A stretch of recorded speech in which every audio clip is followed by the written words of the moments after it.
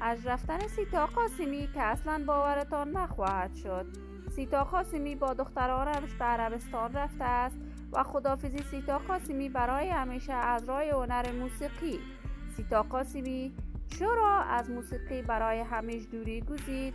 دلیل رفتن وی به عربستان و هر چی بوده است؟ من در این ویدیو پیرامون حقایق همین ماجرا خواهم پرداخت. پس در ادامه با کانال دنیا اینفو باشید.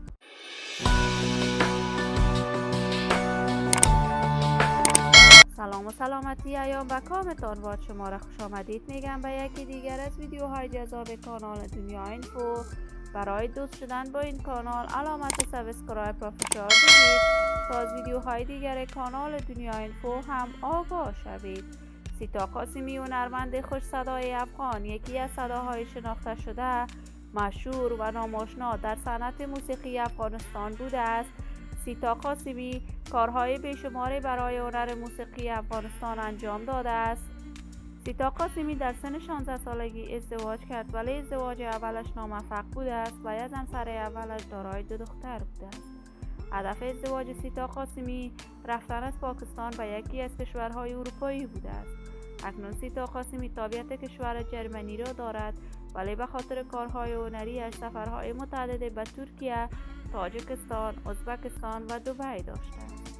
جدیداً سیتا قاسمی با دخترانش به عربستان رفته است و در آنجا طواف خانه خدا را انجام داده است. سیتا قاسمی در عربستان برای دوستداران و طرفدارانش پیام خداحافظی‌اش را از هنر موسیقی ابراز کرده است که مورد نقد شدید دوستداران و طرفدارانش قرار گرفته است.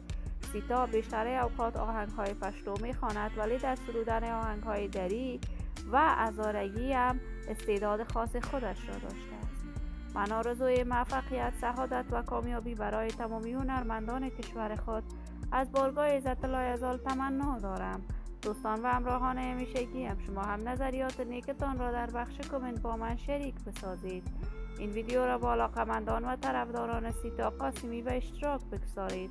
اگر تا هنوز عضو کانال دنیا اینفو نشدید، پس برای عضویت با این کانال علامت سابسکرایب را فشار دهید.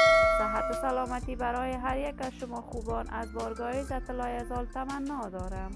تا درودی دیگر، امیتان را به الله منان سپرده، موفق و کامگار باشید.